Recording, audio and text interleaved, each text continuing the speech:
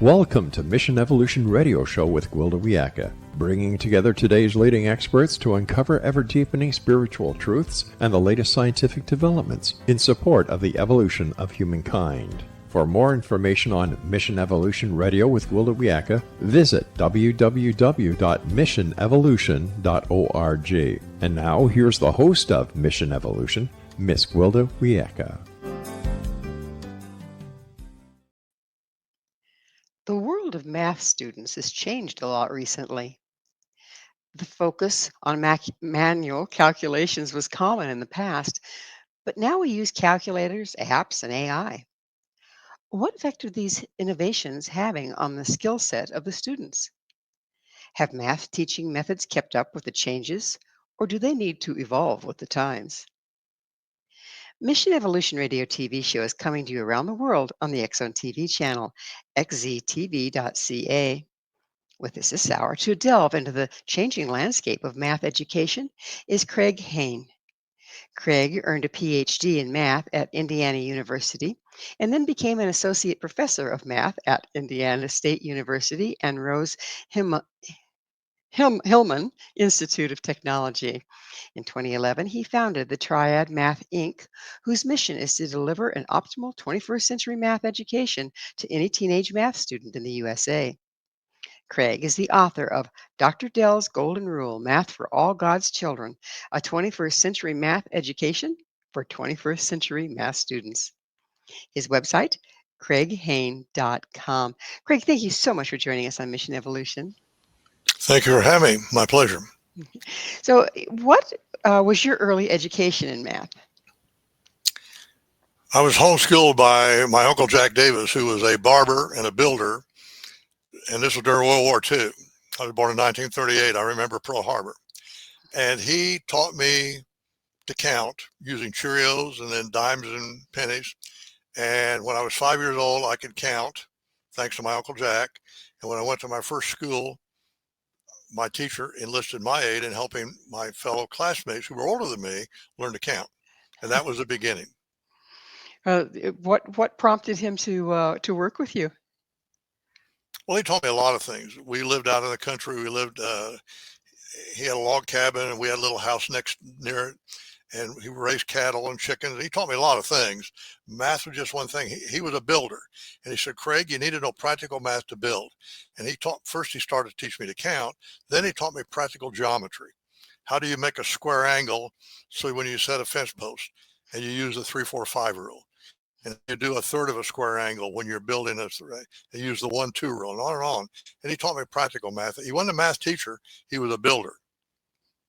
But I'll bet that made him very understandable in a way, didn't it? Oh, absolutely. And it taught me math that I could use and teach other people. And so I was teaching my classmates and my teachers math that he taught me. And so I wasn't very good at anything else, but thanks to Uncle Jack, I could do the math, and people admired that. Some people thought I was the smartest kid in the class because he had taught me stuff they didn't know, which is not true. I was just lucky and fortunate. So I understand you were not doing so well in algebra during your freshman year. What changed that? Well, yeah, we went into, I'm from Indiana, Greencastle, Indiana, and we moved out of the country in the woods into Greencastle when I was in the 7th grade. And then in the 9th grade, I took algebra at Greencastle High School. And I'd done well in math up until then because of my Uncle Jack. It was all practical stuff. And he didn't know anything about algebra. He was not a math teacher. And I didn't do well in algebra. I made a lot of careless mistakes. I didn't really understand it. And I didn't get a good grade in it. I didn't get an F, but I didn't get a good grade. And I was told by my counselor and my principal, Craig, you didn't do good in algebra. You're not college material. Just like no one in your family is ever going to college. You're not going to go to college because you didn't do good in algebra. That was my freshman year. Now, I can go on from there if you want to know. What happened? Well, sure. Then what happened? Now you've got me engaged. My sophomore year, I had a geometry teacher, Miss Madonna O'Hare. She was a single woman. They call her an old maid school teacher, excellent teacher. And I loved geometry and I did really well in it because she was a good teacher. And so now I'm back feeling good again. Then I had my algebra again with the old algebra teacher. Now I'm a troublemaker because I'm asking him questions. How do you prove this? How do you prove?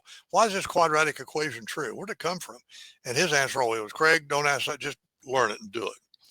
And again, I make careless mistakes. I've always done that. And I'd always make careless mistakes on my tests. And I didn't get a good grade again. So once again, you're not college material. But in Greencastle, Indiana, there's a college called DePaul University. And my geometry teacher suggested my senior year, I go to DePaul as a special student and take college algebra.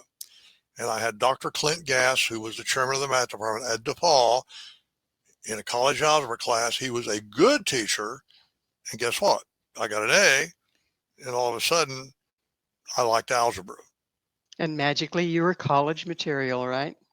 He got me enrolled in the #1 liberal arts college in the United States. I didn't want to go to DePaul. I wanted to leave Greencastle. And at that point in time, the #1 and the #2 colleges, liberal arts colleges in the United States, coeducational liberal arts colleges, were Oberlin and Swarthmore. And he got me into, and I went to Oberlin as a visit. I loved it. I applied and he got me in. And I went to Oberlin College. They had an excellent math department. So I learned a lot of math, a lot of theoretical math. And then I taught, and by the way, I was tutoring all this time. I was tutoring students. Mm-hmm. And as a tutor, I never had a failure because it was always self-paced, find out what they don't know, make sure that you're teaching them the right order of things at their pace. I taught high school then, all 4 grades at Western Reserve High School in Wakeman, Ohio, the year after I graduated from Oberlin. And then I found out the problem in the classroom. You go too fast for some students, too slow for others. You can't tutor them. You got a textbook that's lousy. And I love the students and I love the year teaching, but I was very frustrated by the problems that you have in a classroom teaching.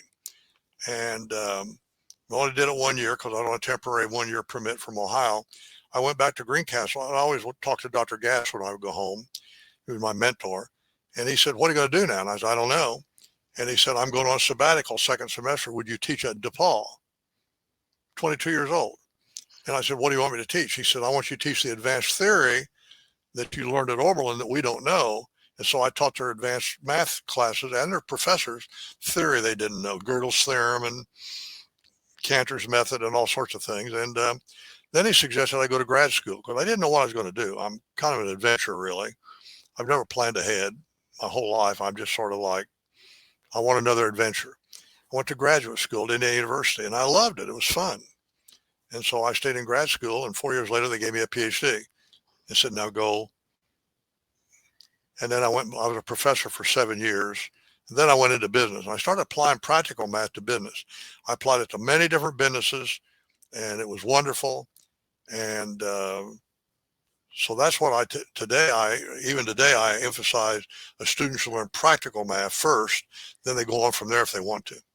Well, then you got it grounded. Then once you deal with the practical, you've got it grounded, and you can branch out. So, Absolutely. what were the origins of math as we know it today? Well, our ancestors developed math starting with the Greeks with Euclidean geometry. Euclidean geometry was the oldest math taught for many, many centuries. And the Pythagoreans contributed to it, the Pythagorean theorem. Well, that's in the first book of Euclid's Elements, that's proposition 47. And boy, their proof is extremely difficult in that proof. And then they knew that the circumference of a circle divided by the diameter is a constant number, but they didn't know what it was. Today we call it pi, but they did not have any way to calculate the area of a circle. The Euclideans didn't. It's not in any of Euclid's books. 200 years later, Archimedes figured out a way as a precursor to what we call calculus today to figure out what is the area of a circle. It's the circumference divided by 2 times the diameter divided by 2. And then when you do a little rearrangement, that's pi r squared. You've probably heard of that. Well, when we first started in math, wasn't it more of a practical thing? This is kind of sounding a little not esoteric, but a little more removed from the practical application, even though there is practical application to pi, obviously. Well, But people originally they'd weigh grain, right? And then they'd have to do fractions and have to put little weights on. Um, how did we evolve from there into these more advanced stages? well, over the years, mathematicians would learn more things. And there's two things in math. There's concepts and there's tools. Concepts and tools. The concepts are usually pretty easy. The tools can be quite challenging, particularly if they're the old manual tools they developed. And so that went along developing all sorts of tools. And the first thing is to calculate. How do you calculate? How do you multiply two numbers together? Well, we developed manual algorithms to do that. And then we developed tools to do it. We developed logarithms and slide rules to do multiplication. Now, that wasn't done until, I don't know, the 1700s. So all along, we were developing concepts and tools. Now, calculus came along in the 1600s. Calculus is what you have to do to analyze what are called functions. And what you need to know is what are the maximum minimum of a function. That's differential calculus. Those tools are not too difficult. Then you have integral calculus with the fundamental theorem of calculus discovered by Newton and Leibniz. That's very difficult to apply. And that So looks more.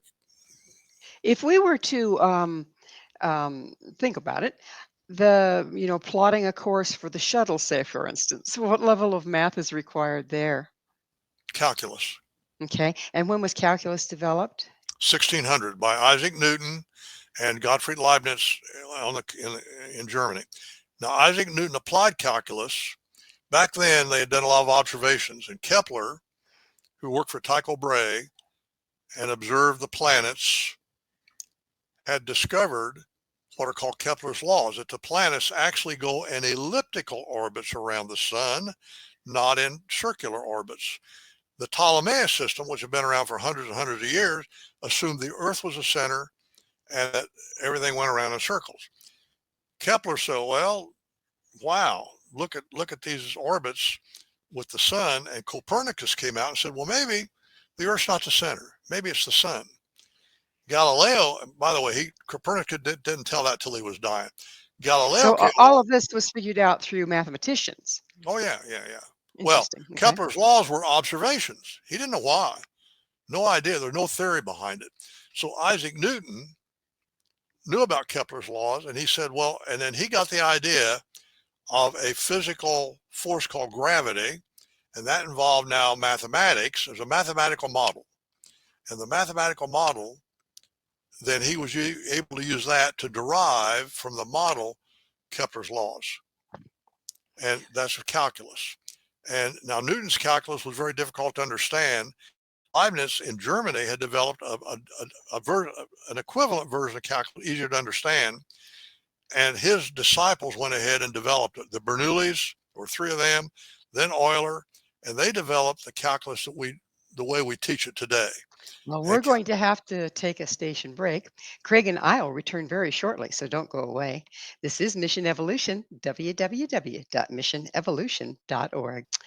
Whatever happened to counting on our fingers and toes? With us this hour discussing math and its origins is Dr. Dell, as the author of Dr. Dell Gordon's Rule Math for All God's Children, a 21st century math education for 21st century math students. When we were ending the last segment, we were talking about the origins of math and how it related to space shuttles and everything else today. There's a lot, I assume, there's a lot we couldn't do today if the math hadn't evolved like it has. Why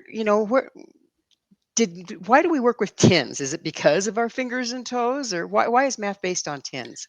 Well, I would assume so, because you can have a math system to any base. The binary system is base 2, and that's what we use for computers. The octal system is base 8, and they do that because then the largest number, 111, which we would call 7, then it comes 100. Then there's the hexadecimal system. But the decimal system, based on 10, and I'm assuming it's called our 10 fingers, and our ancestor developed then. Now remember, there's other math systems. There was the Roman numeral system, which is very difficult to do arithmetic with. Somebody invented the decimal system, and it became easy to come up with algorithms then to do multiplication. and division. I find it fascinating that algorithms actually started with math problems rather than computers. Well, yeah, there was no computers back then at all. They had even no idea of that. And and that's what I call, um, I said we have concepts and we have tools. An algorithm is a tool. So, all right, you can learn to multiply 3 times 5. You just add 5 to itself 3 times, 15. Or you add 3 to itself 5 times, 15. But what do you do if you got 3.25 times 6.9? Well, there's an algorithm. It's a manual algorithm, and I had to learn it. We all learned it with pencil and paper. By the way, there's lots of algorithms, but the one that we were taught is probably the most efficient one. Although they've come up with some new ones today in the new math, it's just horrible. But that's another story. Uh, but they're time consuming, and multiplying large numbers would take a lot of time. So then they developed something, and I think in about the 70s, called logarithms, and they could use logarithm tables to do multiplication more efficiently. And they developed something called a slide rule, which was basically log tables to make it easier to do multiplication. That was a tool. Call that an AI tool, augmented intelligence. You could take that slide rule, and an engineer could do multiplication quicker than you could do it, or anybody could do it with a pencil and paper. Then in 1972, the first scientific calculator came out, and that changed everything. I do remember that, believe it or not. So, what technological changes have we recently seen, calculators included, that Well, are impacting math education? what I do when I teach a student math, in math is the number system. You got to learn numbers. You got to understand the decimal number system. Our ancestors invented it. It's a wonderful thing. And it lets you do things with numbers, add them, subtract them, multiply them, and divide them. But the old manual techniques are time consuming and difficult. And so the first thing I teach them to do is to take a modern calculator, the TI-30XA, costs about $10, much better than the original one that came out 50 years ago. And I teach them how to do all the arithmetic they're going to do for practical math using that calculator. And students love it. It's easy to do. And I call that an augmented intelligence. Now you take this calculator and you do all your arithmetic calculations. But That then, I got a question. Go figure. If you're having the students do it with a tool versus manually, what happens when we don't have a tool? go buy a tool. Well, I'm saying, you're out in the middle of nowhere and your tool breaks. Then what? Well, if you're out in the middle of nowhere and your tool breaks, you're probably not going to be worried about math. You're going to be worried about survival. The bottom line of it is it's not practical to use manual tools. It's like if you got your car and it breaks down somewhere, what are you going to do? Get a horse and buggy? Because the old manual tools are horse and buggy. What strikes me is that we're creating a generation, if this is the way we're going, we're creating a generation that can't do simple math, and they rely on You're a wrong. tool. No, you're Okay. wrong. You're Are you wrong. teaching them to do simple math? I'm teaching you the concepts. I'm not teaching the old manual tools, which no one will ever use and no one will pay you to do. And by the way, there's calculators everywhere now. You got them on your smartphone. You got them everywhere. If you can't get access to a calculator, you got bigger problems than doing math problems. Believe me, you got problems with survival. So If I take away your smartphone, just think what that does to you. You use your smartphone all the time to go places, do things, talk to people. I mean, it shouldn't even call it a smartphone. They should call it a computer, which it is. Just happens to be you can do phone calls with it. But no, learning. Look, the manual tools for math are like horse and buggy math. It's like old manual tools for carpentry. Have you ever studied manual tools from the 1800s to do carpentry? Go to a museum. You don't even know what they are. You wouldn't know how to use them. They're hard to use. They're hard to learn. And so if you didn't have your modern carpentry tools, would you build a house with the old manual tools? I don't think so. well, if you didn't have any other options, you certainly would, Well, then wouldn't you? that's your problem. You figure it out. If you want to learn all the old manual tools, just in case you can't use modern tools, be my guest. I won't do it, and I won't teach it. So again, my question is, learning the manual tools would, I assume, help one understand what the tool is doing for you. Doesn't it You're wrong. help you understand? You're wrong. The old manual algorithms don't teach you anything. You have to memorize them and do them. They don't help you understand the concepts. As I said earlier, there's two things. There's concepts and tools. You must understand the concepts. The old manual tools do not help you understand the concepts as much as the modern tool does. The modern tool will help you understand the concepts much better than the old manual tools. Okay, so are you saying that basically we don't have to learn math that like we did when you and I went to school or when your Correct. uncle was was Absolutely. was educating you? What level of math do we need? Do we need to know how to add, subtract, Of multiply, divide? course. Do we need those things? Yeah, and you use a calculator to learn it. First, you learn what the meaning of addition and multiplication and division is. And you learn that with whole numbers are easy to do. If I tell you to take 15 divided by 3, you need to understand manually how to do that and say, okay, that's 5. You need to learn the multiplication tables. And the calculator, by the way, is better than flashcards to do that. I use a cheap calculator for young kids to teach them to do the addition. I think you need to learn the addition table and the multiplication table. And you need to understand division with whole numbers. And by the way, a lot of the tests they give today, if they don't let you use a calculator, they make whole numbers so it's easy to do. But in the real world, you don't have whole numbers. You have 3.92 and 7.8. Now, manually, that's difficult. That's where the tool comes in the real world. So, yeah, you should learn the concepts, but not the old manual tools that don't really add anything to it. There's a manual tool, for example, often you have to take square roots. There's a manual tool for taking square roots. I taught it many times years ago before we had calculators. The other day I went and tried to do it and I couldn't remember it, and I've taught it 20 times. But it doesn't teach you anything about square roots. It's an algorithm you have to learn to do. Okay, so it doesn't go to the principles. It's just a method, a tool, an outdated tool to hear, right? Correct. Okay, so what math should a non-college bound student learn? Well, the first thing you learn to use is a scientific calculator to do the things on it you need for practical math. Then what I teach my students, non-bound or whoever, it's basic, practical algebra, practical geometry, and practical trigonometry. Those 3 subjects together. And it's a total of, once they've learned to use the calculator, it's a total of 36 lessons, and they learn it in about 3 or 4 months. Done. And so you're cutting the time by using the calculator, so they don't get bogged down in the algorithms, right? And that's correct. And in the regular math course done today in our high schools, they teach a lot of old obsolete manual tools that are hard to learn, and they teach theory that you'll never use. So I only teach the things you need for practical math. In algebra, when I teach practical algebra, it's only 10 lessons. Now you take a 300-page algebra book, those 10 lessons are buried in it, but there's also buried with 100 other things you'll never use. So for example, I don't know how much math you or your audience knows, but you all have probably taken algebra, and you probably had to learn the quadratic formula to solve a quadratic equation, right? You remember learning that?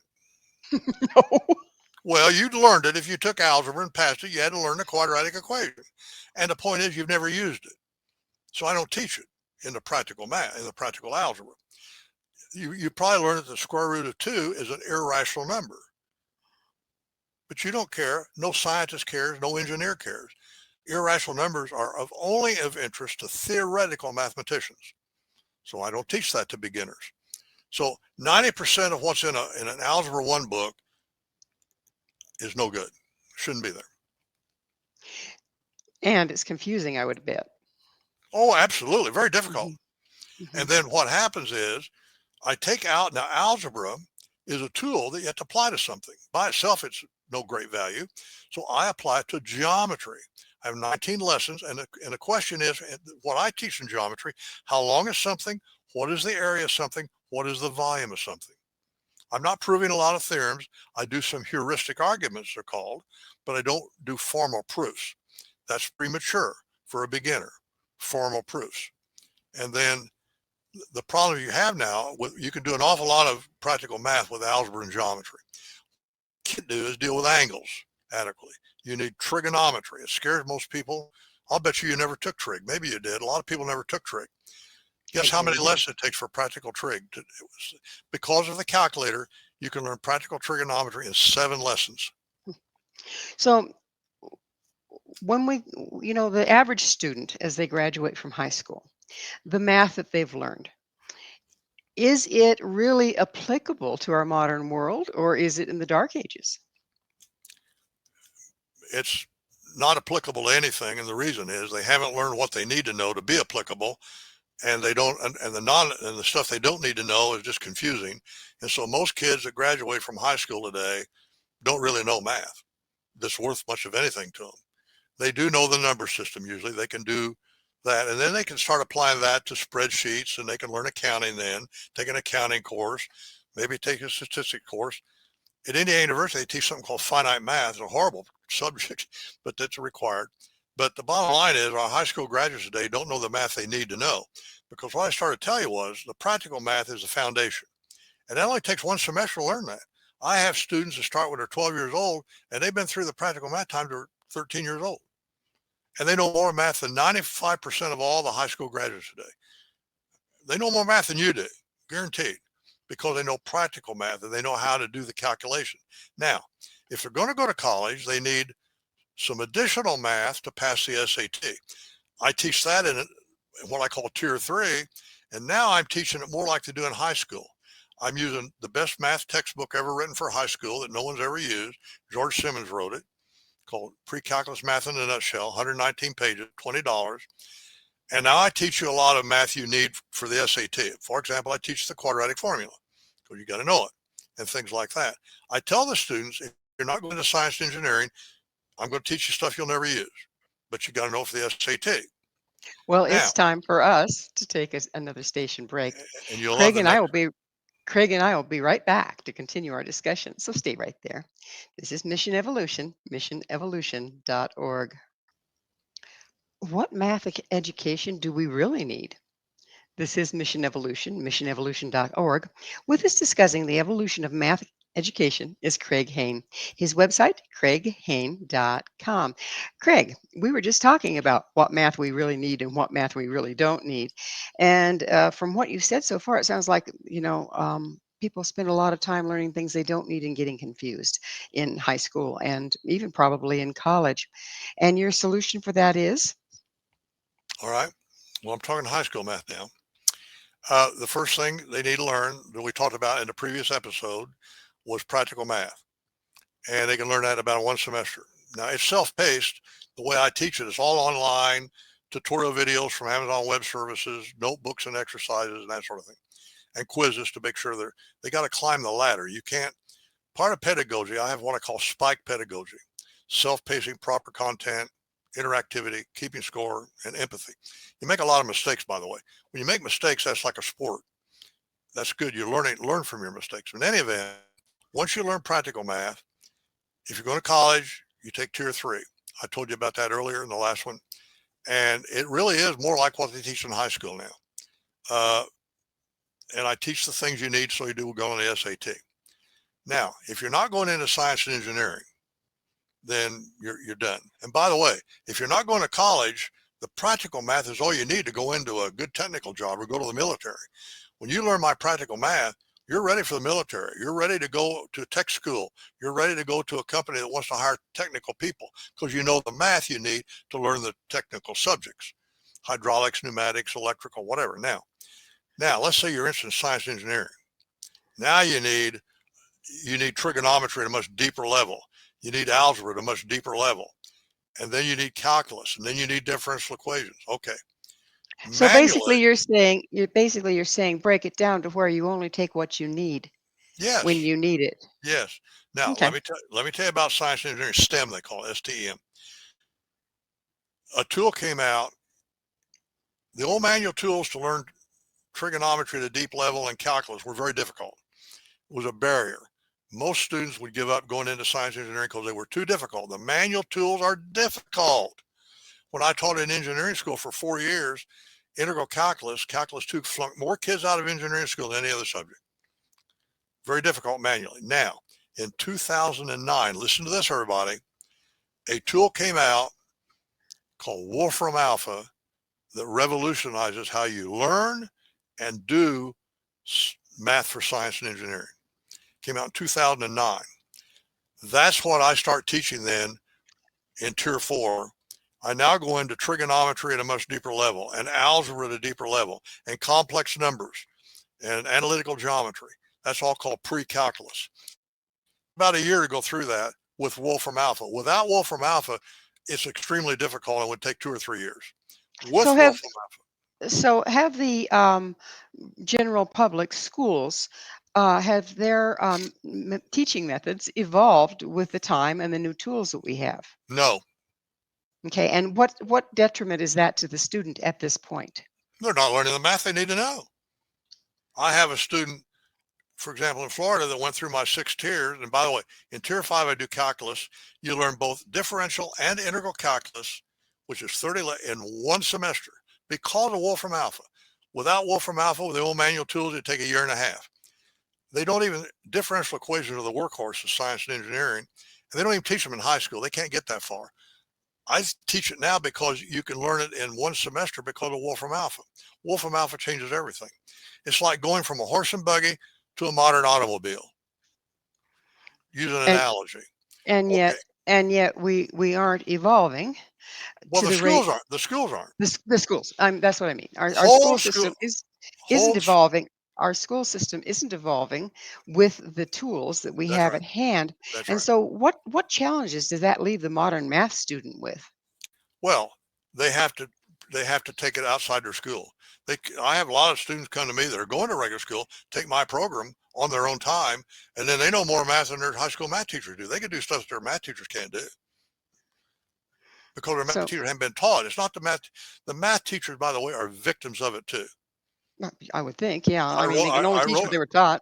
I wrote another book I give away for free, just like the one you mentioned, called How and Why Public School Math is Destroying the USA. I give it away for free and explains all this in great detail. So why do so many students struggle with math at this point? I mean, we've been teaching math forever. They've always struggled with it because the manual tools are difficult. They've always struggled with it. It's nothing new. They've always struggled with it. I was the only student in Greencastle High School, to my knowledge, was saved by Miss O'Hare and by Dr. Gass that went ahead and got a Ph.D. in math. I'm the only student that I know of that ever did that from Greencastle High School because they were victims of the high school math and they gave up. They didn't go into math. So weren't also the math teachers victims of the old math format? Yes. And so that thus you ran into the gentleman that said, "Don't ask me questions like that. That's learn the tools." So but he couldn't answer the questions. Is that what was going on there? Yes, that's correct. He didn't. That's right. Let me give you an example. Algebra 1, people talk about Algebra 1. There's the big, thick Algebra 1 book. It costs a lot of money. If you have 10 different Algebra 1 courses taught by 10 different teachers, that'll be 10 different classes. None of them will be the same. The teachers teach what they think they can understand and teach. They don't understand a lot of the stuff that's in those books. So they teach what they know. And they teach what they think they can teach. And they tell them, memorize this, do this. It's horrible. If you ask me what is Algebra 1 in high school, the answer is it could be a lot of different things. Depends on what the teacher is going to do. I had a teacher that was terrible. Now, if I'd had a good algebra teacher, and there probably are some, like Dr. Gass he was a teacher at DePaul University. He was teaching me, by the way, basically Algebra 1. It was called college algebra, but you have to start at the beginning. And so, but he was a good teacher, but he was a Ph.D. and he was a chairman of the math department at a college. He wasn't a high school teacher. And so how do let's go to college now. How do these teachers get all the way through college and supposedly be able to teach math when they don't know what's in the textbook? They don't understand it. How does that happen? I explained that in my book called Public School Math. It's called The Horrible Curve. Okay. That's the reason. So here's why. The way they grade students today in high school and in college is they give them a test where they score different scores, and it creates a Gaussian curve. They call it a bell curve. And they give the upper 10% A and the bottom was Fs, and then the middle ones get Cs. Anybody that isn't in the upper 10% probably didn't learn math. They just learned enough to pass a test. And they're very good at making up these tests. These SAT tests are horrible. They don't prove a damn thing. They're terrible So tests. so if we back up just a little bit, it sounds like we're learning to pass tests. We aren't learning to have the skill set. And Yes. so our whole school system right now has Yes. these tests, ACT, I think they are. So the student has to score for the school to get funding, Correct. but it's not really teaching the student anything outside of how to pass the test. That's exactly right. 100% correct. Goodness. So how can we turn that around in the school systems? I don't know the answer to that. I think the answer is going to be the new AI tools are coming out, the new ones that based on large learning models. For example, I'm beginning to use now Gemini, and Gemini is amazing what it'll do. I believe that we will have AI tools in the future, not today, that will be able to teach these subjects in a very appropriate way, very effective. And I think that the teachers that are now teachers will have to become coaches or something. I think the schools, if we're going to succeed, and for example, right now we're trying to rebuild a lot of companies in the United States, and but we don't have workers that can even do the. Uh, Nobody knows. I mean, how do you? And people say, well, why haven't they changed? And the answer is money, honey. They got all these textbooks, or $1 billion textbooks, every high school math textbook is obsolete. Now, your math educators hate my guts. Well, no, you're wrong. We're doing a good job. Buy our textbook, take our tests, Well, the bottom homeschool. line is we're crippled. Okay. Yes, yes, And and so yes. it looks like it's snowballing downhill in that so the math teacher doesn't learn math very well, so his students learn it even poorer, and then their That's students, and downhill we go. that's How correct. long before rock bottom when we decide, okay, this needs to be revamped, this needs to evolve? Well, I don't know the answer to that. Nobody knows. You can't predict the future. But the new AI tools that have come about just in the last few years are amazing. Now, by the way, Wolfram Alpha is what I call an augmented intelligence tool, but it's not based on a large learning model. It's a mathematical program, and that's another story I won't get into. Explain in my books, but the new tools now, like I'm just absolutely blown away by Gemini. I haven't tried Grok yet, but they say Grok 4 is incredible. I want to try it. I've tried a couple others I don't like. I won't get it. I don't want to say, but I think that the new AI tools are going to revolutionize education in ways that are unavoidable. Now, how long it's Oh, going to take, I don't know. we could It's use kind some revolution in the system, no here's a doubt. here's a question for you. How soon are we going to have automated driving cars where nobody ordinary, you don't drive normally, you just get in an automated car and go? How soon is that going to happen? Well, they keep moving the singularity up too, so who knows? Well, that's right. Ray Kurzweil. We don't know. Nobody knows. And but it's coming fast because we're on an exponential growth curve, and it's coming fast. So But having, what kind of a learning curve do these new AI tools have I'm for not the sure what person I don't the understand your person that's question. trying to use them? How difficult is it to learn to use these new AI tools? Not very difficult at all. Very easy. Now, it's like any other thing. You need somebody to. Here's a question. Wolfram Alpha is an AI tool. It's automatic intelligence. But if you don't know the concepts to ask it the questions, it won't answer them. So you've got to understand the concepts so you know what right questions to ask. I mean, if you don't So that understand takes us back to having the concepts taught in math. concepts are critical. But here's the thing. The concepts have always been easy. On my website, craighane.com, I have a video library, free videos. I have 3 videos that take about 1 hour to teach you the concepts of calculus. The concepts, not the tools, the concepts. The concepts of math are pretty easy. It's the tools that traditionally have been very difficult, and the new AI tools are making it very easy. Well, I'm hoping it's getting easier, right? I'm sure everybody else out there does too. It is for sure. Yeah. I have hundreds of homeschool students that are doing it now, and I've got rave reviews, and they all, yeah, it's amazing. There's no question about it. The problem is what I'm doing would revolutionize what a current school is doing. First of all, no textbooks. They're gone. And the teachers aren't teaching it. They're not getting up and lecturing. They could become coaches. I'm the teacher, and it's all automated. It's all videos off of Amazon Web Services. It's not me doing it personally. And they don't want to change. When the scientific calculator came out in 1972, I was teaching in engineering school. And when it came out, I saw what it would do. And I told my fellow faculty members at Hulman Institute of Technology, I said, look, what you're teaching now with log tables and trig tables and slide rules, all obsolete. They thought I was crazy. Well, crazy or not, it's time for us to take another break. Please stay with us. Craig and I continue by exploring the esoteric aspects of math. This is Mission Evolution, www.missionevolution.org. Does math hold the proof of God? This is Mission Evolution, missionevolution.org. We're continuing our discussion with Craig Hane. His website, craighane.com. Craig, as you can tell, we're going to change gears a little bit here. You said some things that kind of fascinate me, and that's the esoteric aspect of math. And does math hold the proof of God? Well, science and math together do, in my view. Now, depending on how you define God. To me, God is something beyond human. It's not physical. And we don't know what it is. We don't understand it very well. It's just something exists. And the reason is, it goes back to the origin of life.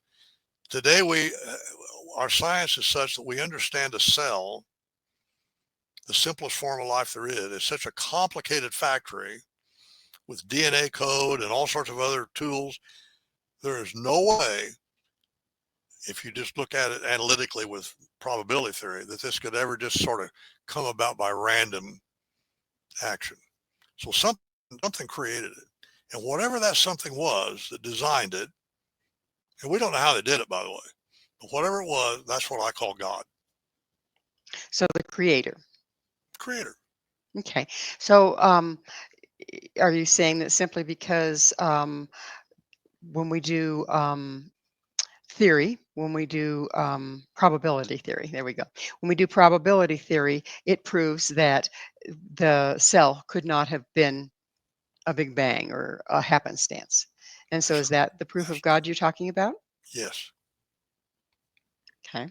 So if indeed God created the cell, when did God and why did God create math? And is math a representation of the way God works? I don't know. But math, first of all, you have to know what math is.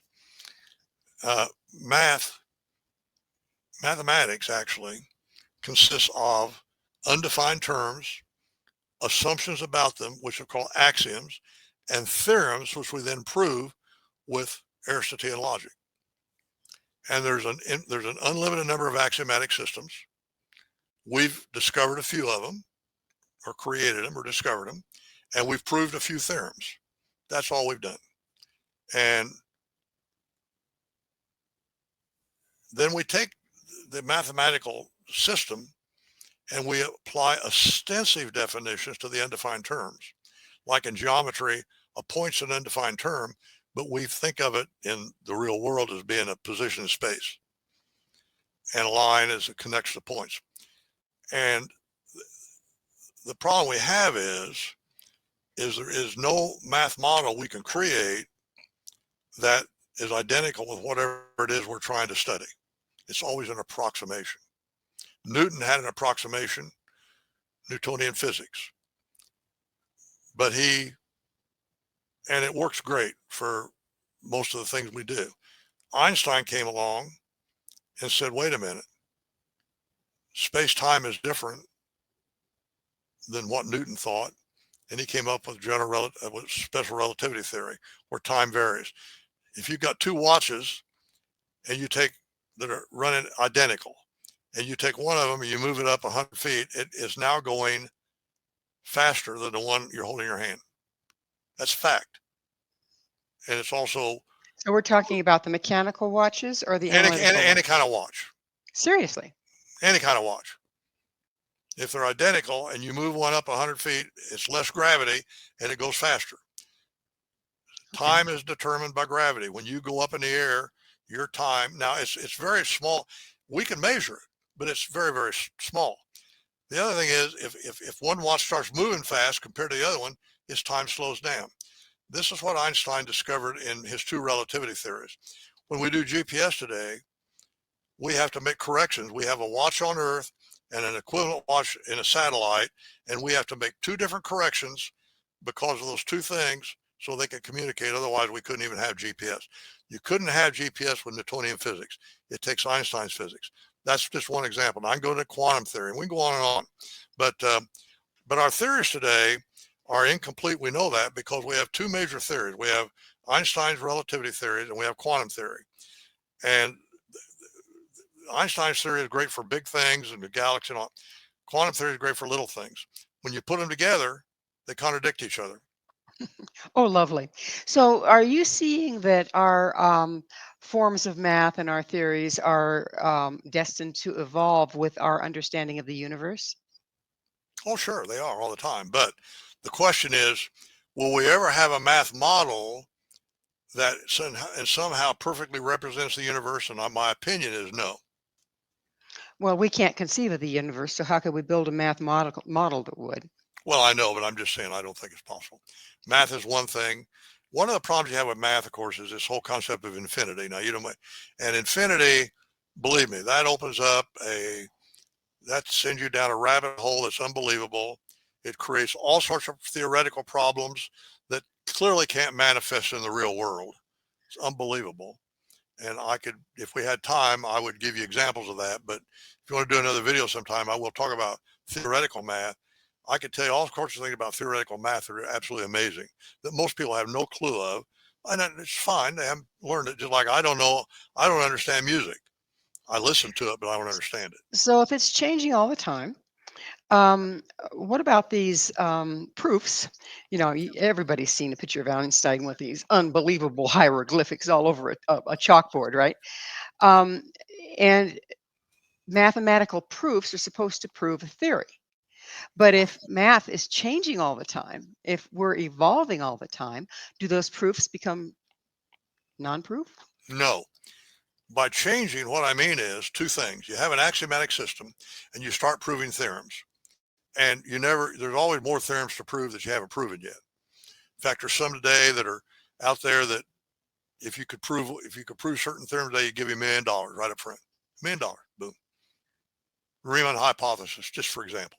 Okay, that's within a given axiomatic system. Then you have different axiomatic systems, many of which we not even created yet. And then you prove theorems in that. And there's no limit to how many axiomatic systems you can have. For example, if I ask you, what is 2 plus 3? I know what your answer is going to be because you're in a certain axiomatic system you use, and your answer is going to be 5. But there's another axiomatic system just as good as that one where the answer is 0. And there's another one just as good as those where the answer is 1. And they're all equally good. But we're So, trained and we think in tens. well, you do. Scientists and engineers in certain subjects and mathematicians think in terms of the mod 5 and the mod 7s and all that. In mod 5, the answer is 0. So, and those are called finite. So math is a big subject.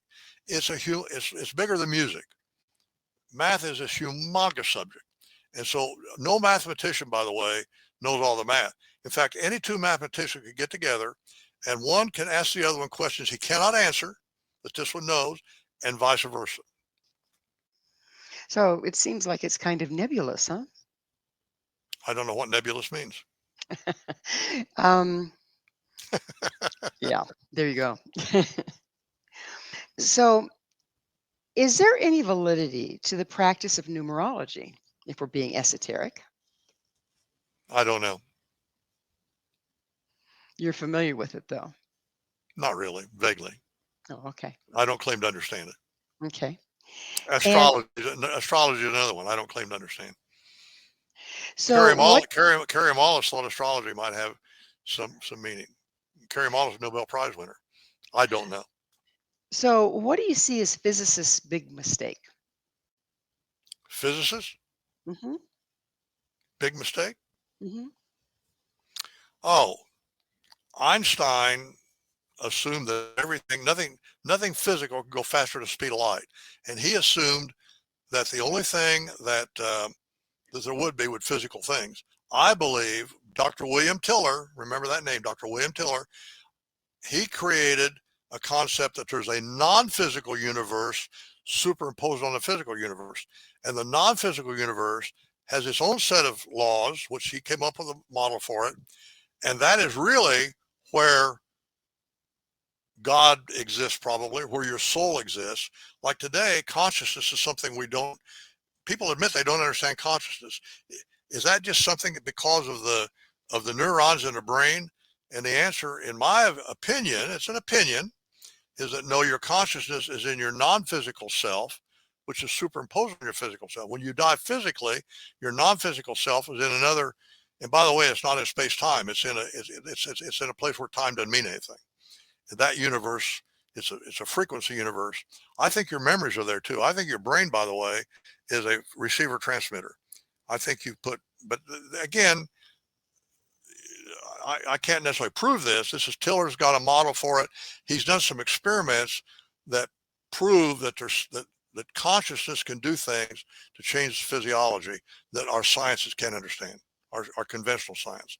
So I think So that was a big mistake. if we change our concepts here, does it change the energetic concepts around us or vice versa? Absolutely. So, Absolutely. so there's the key to manifestation. I was taught by my Sunday school teacher when I was 10 years old in Christian school that, Craig, what you believe will cause things to happen. Not what you desire, what you believe. And beliefs are hard to change. But I learned how to change my beliefs because I lived out in the woods by myself, and I would walk in the woods by myself, and I would fascinate. I would talk to myself all the time, and I believe things. And all my life, things that were highly improbable happened because of my belief. And that's happened to me time and time and time again. Now, maybe it's just coincidence, but I believe that your mental thought processes do affect your physiology. Now, for example, I'm an old guy. I'm 86 years old. Okay. I do not have any health problems. I don't take any medicine. I don't have any aches or pains. I feel like a young old man. Why is that? It's because of beliefs and what I do. I think your belief system is extremely important. If you believe you're going to get cancer, you're going to get it. If you believe you're going to have a problem with whatever, you're going to have it. On and on and on. But we have unconscious beliefs that are driving our life, I take it. I wouldn't know. I'm aware of my They're consciousness. unconscious. Beats me. Could be. Could be. Your unconscious is extremely important, by the way. When you do math, I teach that. When I focus on something in math and I get confused about it, I take a break and come back, and my unconscious has worked on it, and sometimes it helps me understand it. And mathematicians have been saying that forever. All kinds of great mathematicians said their unconscious does a lot of math that they're not aware of when they're not focused on it. It's the old sleep on it adage, right? Yeah. Yeah. Or go do something that's just where you're not thinking about anything. I cook my own food. I wash my own dishes. I clean my own things. I do things. I play with my children and my grandchildren. I do things that don't require any focus. Well, Craig, I'm sorry, but we are totally out of time. Thank you. Thank you so much for coming on the show. Our guest this hour has been Craig Hane, the author of Dr. Dell's Golden Rule Math for All God's Children, a 21st century math education for 21st century math students. To find out more about Craig, where you can find his books and all he has to offer, visit his website, craighane.com. This has been Mission Evolution with Gwilda Wiyaka. For more information or to enjoy past archived episodes, visit www.missionevolution.org. But please be sure to join us again right here on the X-Zone TV channel, xztv.ca, where this mission will continue, bringing information, resources, and support to an evolving world.